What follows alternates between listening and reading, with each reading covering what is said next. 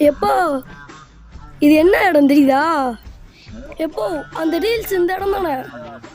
எண்ணிப்பாரு கொஞ்சம் ஏர் பிடிக்கும் ஆளு சொத்தில் நாம கைய வைக்க சேத்தில் வைப்பாங்கால. எப்போ இது இந்த மடம் தானே. களி துள்ளிய காளிதன் காலில் தங்க பொன் சிலம்பு துடி கொட்டிய